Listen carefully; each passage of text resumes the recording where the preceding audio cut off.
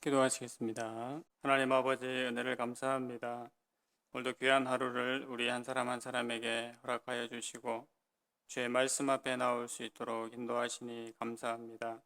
예수 그리스도 안에 있는 우리를 하나님께서 날마다 은혜 베풀어 주시고 그 은혜와 영광 가운데 살아가게 하신 것을 감사하며 오늘도 말씀과 기도 가운데 온전히 나아가는 이 시간 되게 하여 주시옵소서. 살아계신 예수 그리스도의 이름으로 기도드립니다. 아멘. 찬송가 191장 찬송 드리겠습니다. 찬송가 191장입니다. 내가 매일 기쁘게 순례의 길 행함은 주의 팔이 나를 안보함이요. 내가 주의 큰 복을 받는 참된 비결은 주의 영이 함께함이라. 성령이 계시네. 할렐루야 함께 하시네. 좋은 길을 걸으며 밤낮 기뻐하는 것 주의 영이 함께함이라. 전에 죄에 빠져서 평안함이 없을 때 예수 십자가의 공로 힘입어 그 발 아래 엎드려 참된 평화 얻음은 주의 영이 함께함이라. 성령이 계시네. 할렐루야 함께 하시네.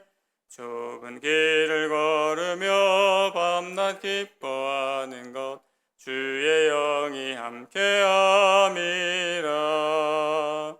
나와 동행하시고 모든 염려하시니 나는 숲의 새와 같이 기쁘다. 내가 기쁜 마음으로 주의 뜻을 행함은 주의 영이 함께함이라.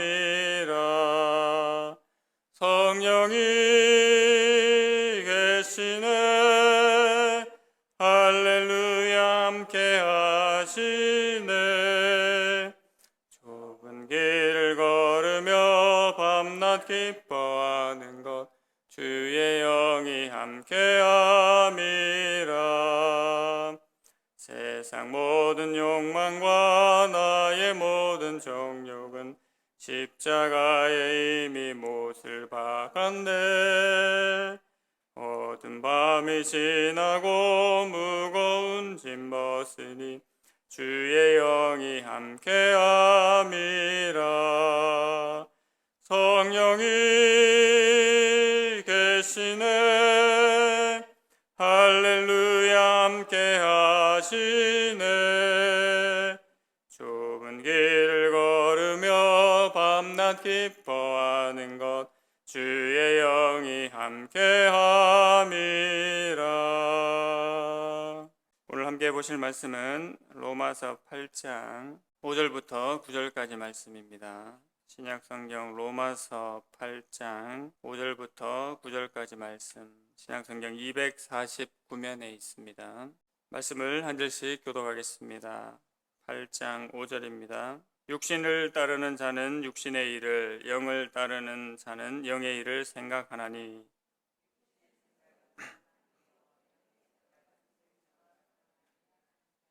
육신의 생각은 하나님과 원수가 되나니 이는 하나님의 법에 굴복하지 아니할 뿐 아니라 할 수도 없음이라. 함께 읽겠습니다. 만일 너희 속에 하나님의 영이 거하시면 너희가 육신에 있지 아니하고 영에 있니 누구든지 그리스도의 영이 없으면 그리스도의 사람이 아니라. 아멘. 오늘 본문의 말씀을 통해서 예수 그리스도 안에 있는 자라는 제목으로 한 번 더 살펴보도록 하겠습니다. 하나님께서 인간을 구원하실 때 성부, 성자, 성령께서 함께 역사하십니다. 이것을 다른 말로 표현하면 하나님의 구원 계획은 삼위일체적이다라고 말할 수 있습니다. 우리가 예수님 안에 있는 자가 되었다고 말하는 사도 바울의 설명을 볼 때도 우리가 그것을 이해할 수가 있습니다. 하나님께서는 자신의 아들을 통해서 우리를 의롭게 하셨고 또 자신의 영이신 성령을 보내셔서 우리를 예수 그리스도와 닮아가게 하신다고 했습니다. 이것은 하나님의 칭의 방식은 율법이 아니고 그리스도의 죽음을 통한 은혜임을 보여주고 또 하나님의 성화의 방식은 율법이 아니라 우리 안에 내주하시는 성령으로 이끌어 가신다라고 역시 표현할 수가 있습니다. 하나님께서는 무슨 일을 하심으로 죄인된 나를 구원해 주셨습니까? 우리가 그것을 잘 기억할 필요가 있습니다. 여러 가지 말로 표현할 수가 있지만 제일 먼저 하나님께서는 자신의 아들 바로 예수 그리스도를 보내주심으로 나를 구원해 주셨습니다. 예수님께서 이 땅에 성육신 하신 것, 죄인이 아님에도 불구하고 죄인의 모습으로 이 땅에 오신 예수님의 사랑을 우리가 잘 알고 있습니다. 성자 예수님을 보내신 바로 성부 하나님의 희생적인 사랑도 예수님의 사랑과 함께 우리가 기억해야 할 부분입니다. 하나님께서 예수님을 보내주셨기 때문에 예수님께서 이 땅에서의 모든 사역을 바로 우리의 구원을 위해서 모든 사역을 감당할 수가 있었습니다. 로마서 5장 8절 말씀에도 그리스도께서 우리를 위하여 죽으심으로 하나님께서 우리에게 대한 자기의 사랑을 확증하셨느니라 라고 말씀하고 있습니다. 오신 예수님과 더불어서 보내신 하나님의 놀라우신 사랑을 우리가 기억해야 할 것입니다. 두 번째로 하나님께서는 예수님을 보내셨는데 죄 있는 육신의 모양으로 보내셨다라는 것을 또한 우리가 기억합니다. 이것은 예수님께서 성육신 하셔서 인간 되심을 말하지요. 진정한 인성을 지니셨지만 죄 있는 육신의 타락한 본성으로 오신 것이 분명히 아니었습니다. 죄 없으신 인성으로 예수님을 이 땅에 보내셔서 예수님을 십자가에 못 박게 하셨고 그 죽으심으로 말미암아 우리를 살아나게 하셨습니다. 세 번째는 바로 그 십자가 사건을 다시 한번 말하는데요. 예수님이 속죄 제물이 되도록 이 땅에 보내어 주셨다라는 사실입니다. 나를 대신하여 죄값을 치르게 하셨습니다. 어떤 존재이든지 죄에 대한 죄값은 반드시 치러야 하는데 예수님께서 그 죄값을 치르심으로 즉 속죄 제물이 되심으로 말미암아 나 자신은 또 우리 모두는 하나님 앞에 구원받은 백성이 되었습니다. 바로 정죄함을 받지 않게 되었기 때문이지요. 고린도후서 5장 21절 말씀에도 이것을 증거하고 있습니다. 하나님께서는 죄를 알지도 못하신 분에게 우리를 대신해서 죄를 씌우셨습니다. 그것은 우리가 그리스도 안에서 하나님의 의가 되게 하시려는 것입니다. 라고 말씀하고 있습니다. 이렇게 하나님께서 우리를 위한 구원을 행하심으로 예수님으로 인하여 우리는 구원을 얻게 되었고 또 그 예수님을 따라 성령을 따라 사는 자들이 되었습니다. 즉 육신보다는 성령이 요구하시는 것을 따르고 나아가 성령의 지배를 더 즐거워하는 그런 사람이 된 것입니다.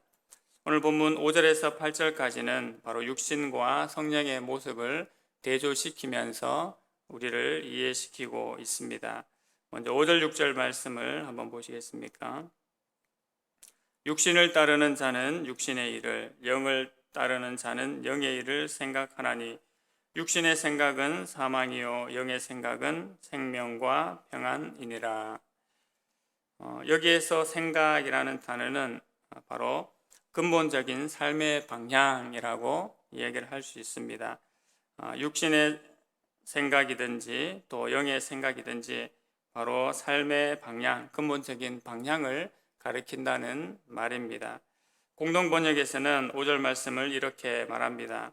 육체를 따라 사는 사람들은 육체적인 것에 마음을 쓰고 성령을 따라 사는 사람들은 영적인 것에 마음을 씁니다. 라고 설명하고 있습니다. 소위 말해서 관심사가 다른 것이지요. 이것은 우리 마음에서 생각을 그렇게 하기 때문에 즉 육신의 일을 생각하기도 하고 또 영의 일을 생각하기 때문에 육신을 따르는 자와 영을 따르는 자가 된다고 생각할 수가 있습니다. 부분적으로는 맞습니다만 이것은 사실 그러한 본성이 우리의 사고방식을 결정한다고 보아야 합니다. 우리가 예수님 안에 있게 되면 그 위치만 바뀐 것이 아니라 우리 존재 자체가 변화된 사람이 되기 때문에 육신의 일을 생각하거나 영의 일을 생각을 할 수가 있게 됩니다. 하지만 예수님 안에 거하지 못하면 영의 생각을 하고 싶어도 할 수가 없게 되죠. 그러한 존재가 되지 않았기 때문입니다. 그래서 그러한 자들은 육신의 생각을 또 육신의 일을 추구할 수밖에 없습니다. 저희가 앞서 2절에서 보신 것처럼 우리는 예수님 안에 있기 때문에 바로 생명의 성령의 법 아래 있는 존재들이 된 겁니다. 다른 말로 바로 복음 안에 있는 존재들이 된 것이지요. 그러하기 때문에 예수님 안에 있음의 능력과 은혜가 얼마나 무한한 것임을 우리는 날마다 되뇌어야 될 필요가 있습니다. 우리가 예수님 안에 살아간다, 예수님 안에 거한다라고 그렇게 쉽게 고백을 하지만 예수님 안에 있는 것이 얼마나 큰 은혜와 능력인 것임을 우리가 분명히 기억해야 될 것입니다. 예수님 안에 있음으로 말미암아 우리는 정죄함을 받지 않고 죄와 사망에서 해방되었다고 했습니다. 이것은 다른 말로 곧 생명을 얻게 된 것입니다. 그러하기 때문에 예수 복음이 곧 생명임을 우리가 또한 분명히 알게 됩니다. 이 한 가지 사실만으로도 우리는 이미 모든 것을 소유한 신자들임을, 모든 것을 소유한 하나님의 자녀들임을 또한 기억해야 될 것입니다. 이 생명을 얻은 자들은 영의 생각을 할 수밖에 없음을 사도 바울이 오늘 본문에서 말씀하고 있지요. 육신의 생각이 어떠한지, 영의 생각이 어떠한지 7절, 8절에서 계속해서 말씀하고 있습니다.